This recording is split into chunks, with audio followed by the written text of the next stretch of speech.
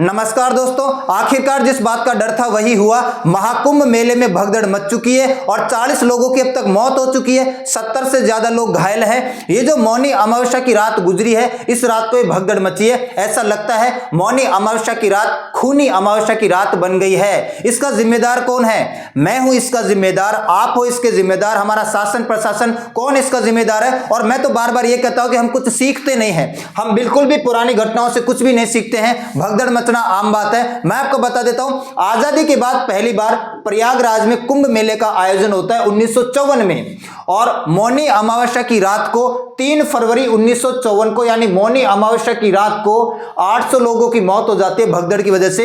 एक हाथी out of control हो गया था। वहीं 2013 में फिर कुंभ मेले का आयोजन होता है प्रयागराज में। 2013 में जब प्रयागराज में कुंभ मेले का आयोजन हुआ, उसी मौनी अमावस्या की रात को यानी 10 फरवरी 2023 को भगदड़ मच जाती है प्रयागराज के रेलवे स्टेशन पर और 42 लोग मारे जाते हैं। तो मौनी अमावस्या के दिन ऐसा माना जाता है कि अमृत स्नान किया जाता है।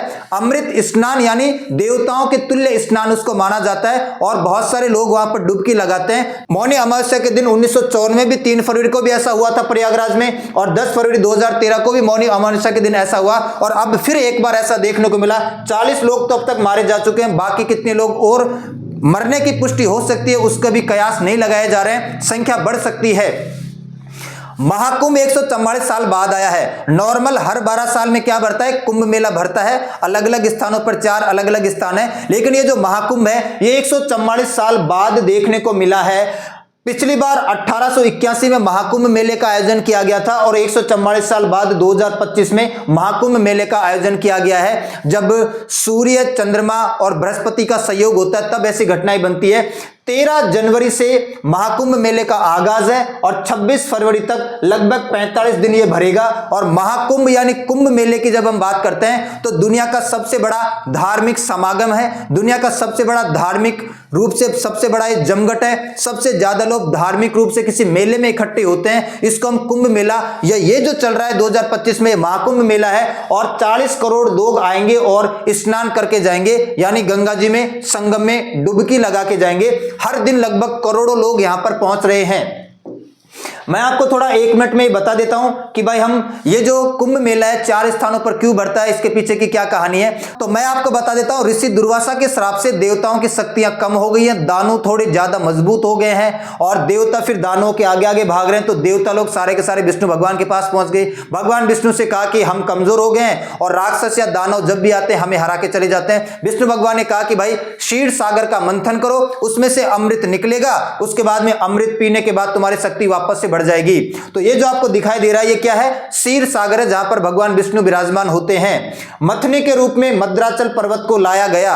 ये जो आपको रस्सा दिखाई दे रहा है, रस्से के रूप में भगवान शंकर के गले में जो वासुकी नाग है उसका इस्तेमाल किया गया। एक तरफ देवता लोग है, एक तरफ दानव लोग है, और जब ये मद्राचल पर्वत एक जगह टिक नहीं रहा था तो भगवान विष्णु को कश्यप अवतार लेना पड़ा और मद्राचल पर्वत को अपने ऊपर धारण किया। देवताओं ने और दानवों ने मथना शुरू किया। पहले जो सबसे पहले चीज आई वो आया विष। विष को भगवान शंकर ने गले में धारण कर लिया। इसके बाद अन्य चीज आई, जो सबसे लास्ट में 14 नंबर पे चीज आती है वो आता है अमृत का कलश।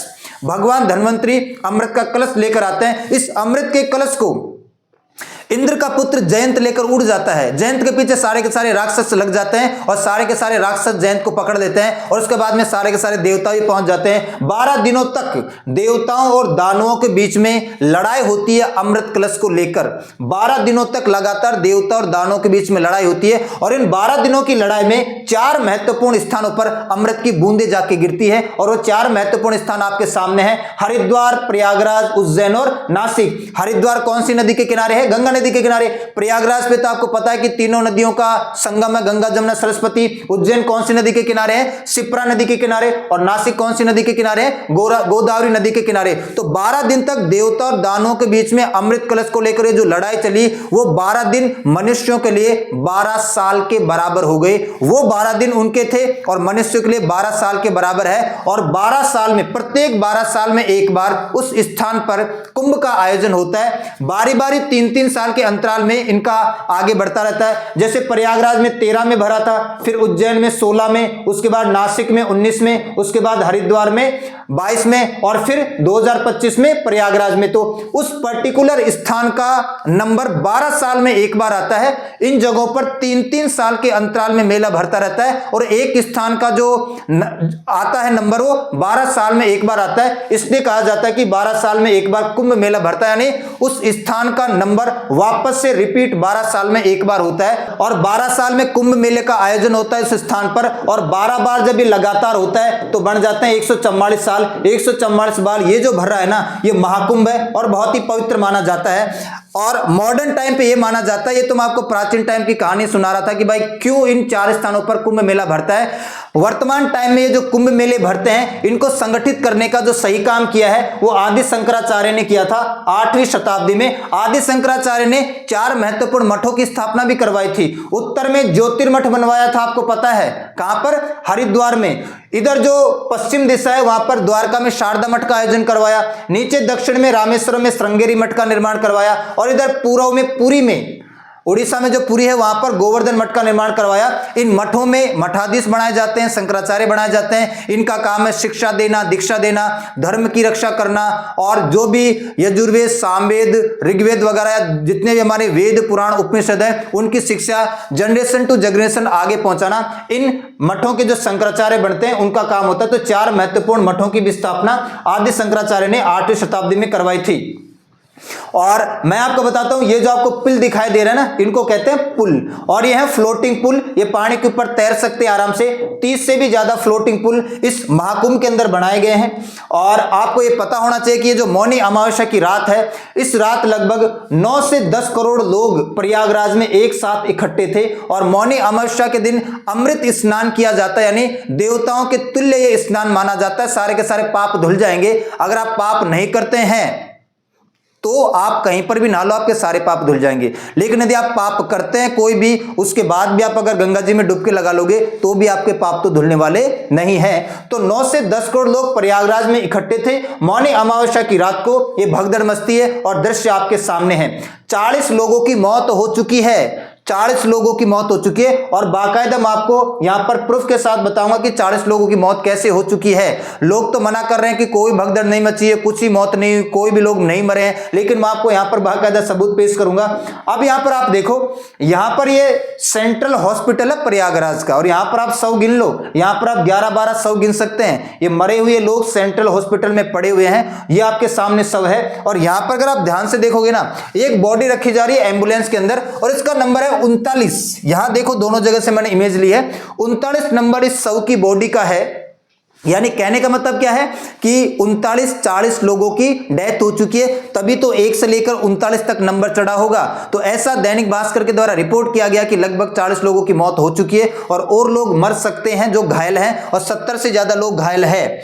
और मैं आपको बता देता हूं कि ये 35 से 40 लोगों की पुष्टि दैनिक भास्कर ने की है। 70 से ज्यादा लोग घायल हैं। और ये मौनी अमावस्या की रात की मैं आपको बात बता रहा हूं, ये जो रात गुजरी है। और भगदड़ का आखिर कारण क्या है? ये जो वीवीआईपी ट्रीटमेंट दिया जाता है ना, मैं आपको बता देता हूं।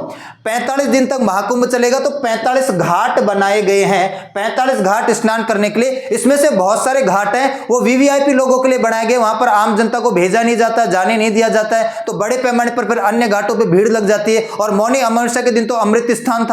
अमृत स्नान करने के लिए सारी की सारी जनता 9-10 करोड़ एक साथ लोग डुबकी लगाएंगे। तो बाकी अन्य घाट वीवीआईपी की वजह से बंद कर रखे हैं। दूसरी बात, जाने के लिए कोई रास्ता नहीं है। ऐसा कहा गया कि अगर एक बार आदमी इधर से चला गया तो फिर आएगा भी इसी से। इधर जाने के बाद उधर से निकलने का रास्ता नहीं है। जिस रास्ते से वो जा रहा है उसी रास्ते से उसको लौट के आना पड़ता है। वीवीआईपी लोगों के लिए बड़े पैमाने पर यहां पर कुछ घाटों को बंद कर दिया गया। तो इतनी भारी मात्रा में भीड़ थी, भीड़ आउट ऑफ कंट्रोल हो गई और वहां पर भगदड़ मच गई।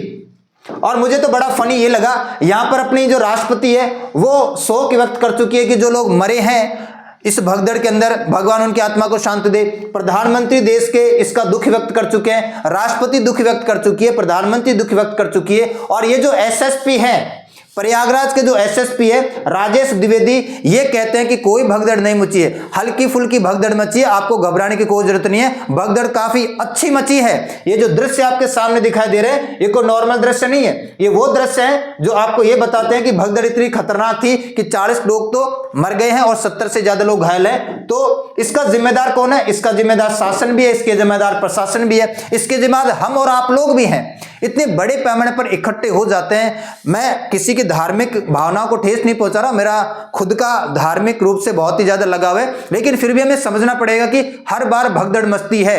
शासन प्रशासन के अलावा हमें भी इस बात को समझना पड़ेगा। शासन प्रशासन की तो खैर गलती है, लेकिन हमारी भी गलती है। कितनी ज्यादा संख्या में 9-10 करोड़ तो देशों की पॉपुलेशन नहीं होती, इतने लोग एक साथ स्नान करेंगे तो भगदड़ मचना स्वाभाविक है।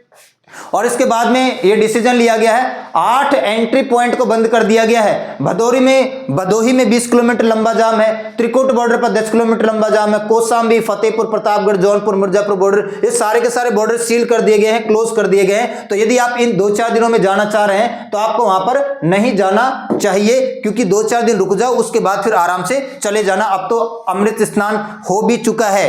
और प्रयागराज की जब हम बात करते हैं तो बहुत सारी ऐसी चीजें भी हमें देखने को मिलती है कि जो सारे के सारे यूट्यूब मेकर है, सारे के सारे सोशल मीडिया इन्फ्लुएंसर है, या सारा का सारा मीडिया बस इन लोगों की फोटो लेने में लगा हुआ है, एक्चुअल चीजें कोई बताता नहीं है।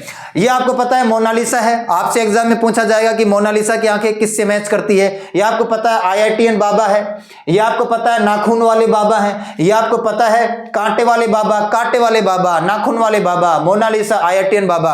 ये सारे के सारे लोग रो रहे हैं। शुरुआत में जब इनका रिपोर्टिंग की जा रही थी, इनसे पूछा जा रहा था, इनसे बातचीत की जा रही थी, बड़े हंसी मजाक में सारे के सारे लोग अपने रिपोर्ट कर रहे थे। लेकिन अब जनता इनको इतनी ज्यादा परेशान करने लगी है, इनकी पर्सनल लाइफ में इतना ज्यादा घुसने लगी है, हर जगह मोनालिसा दिख जाए तो वहां पहुंच जाते हैं। इस लड़की का जीना दुश्वार कर दिया, ये माला बेचती है लड़की। IITN बाबा शुरुआत में तो मजे ले रहे थे, इंटरव्यू दे रहे थे, तर्कसंगत बात कर रहे थे, और अब तो दाढ़ी वाड़ी मुड़वा के ये भी बोल रहे हैं कि भाई अब मुझे इंटरव्यू नहीं देना है, मैं परेशान हो चुका, रो रो कर मना कर रहे हैं। ये भी एक के पीछे डंडा लेके भाग रहे थे, और इनसे तो एक लड़की झगड़ी पड़ी थी, आपको पता है।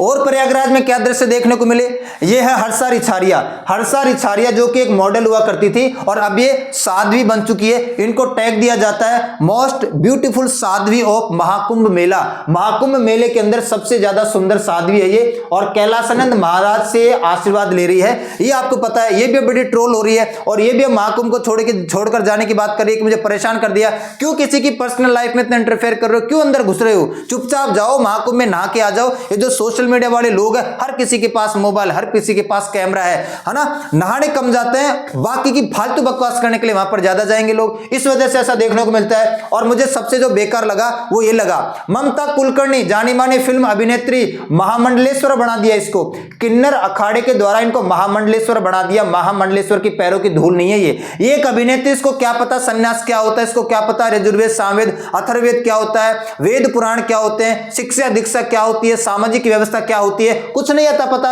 इसको महामंडलेश्वर का पद दे दिया किन्नर अखाड़े ने, बहुत बड़ी विडंबना है। हमें समझना पड़ेगा कि महामंडलेश्वर एक उपाधि है, एक पद है उस व्यक्ति के पास जिसके पास बहुत सारी शिक्षा है, गीता को पढ़ा है, वेदों का पूरा ज्ञान है, जो सामाजिक व्यवस्था को, धार्मिक चीजों को समझता है, और जो सन्यास में रहने का प्रयास करता है, उनको महामंडलेश्वर बनाया जाता है। तो काफी लोग इससे नाराज भी है, किसने अपनी पॉपुलैरिटी के आधार पर, सेलिब्रिटी होने की वजह से महामंडलेश्वर इतना बड़ा पद ले लिया। और किन्नर अखाड़े को भी समझना चाहिए कि इस अभिनेत्री को आपने महामंडलेश्वर, क्या क्वालिफिकेशन है इनकी, महामंडलेश्वर बनने की क्वालिफिकेशन कभी जांची आपने, जाके पढ़ना क्या होती है महामंडलेश्वर बनने की क्वालिफिकेशन, और इस अभिनेत्री को महामंडलेश्वर बना दिया। तो हम ऐसी आशंका करेंगे कि आप लोग अभी 1-2 दिन रुक जाइए। अमृत स्नान तो मौनी अमावस्या का हो चुका है, आज 6 बजे तक शाम को हो जाएगा, उसके बाद में कल से नॉर्मल परिस्थितियां हैं, तो आप 1-2 दिन रुक जाइए। ये जो जितने भी 8 बॉर्डर को सील किया गया है ना, उन बॉर्डर पर लंबा जाम है, तो अभी आपको रुकने का प्रयास करना चाहिए, बाद में आप चले जाना। यहां पर योगी आदित्यनाथ भी ये बोल रहे हैं कि भाई भगदड़ नहीं मची है, ज्यादा नुकसान वगैरह नहीं हुआ है, लेकिन सच्चाई है कि 40 मौतें हो चुकी है। आप कब तक इस बात को छुपाओगे, आपको जिम्मेदारी तो लेनी पड़ेगी। शासन प्रशासन के साथ साथ हम लोग भी इसके जिम्मेदार हैं। तो आज के लिए इतना ही करते हैं, मिलते हैं नेक्स्ट क्लास में, तब तक के लिए सभी को धन्यवाद।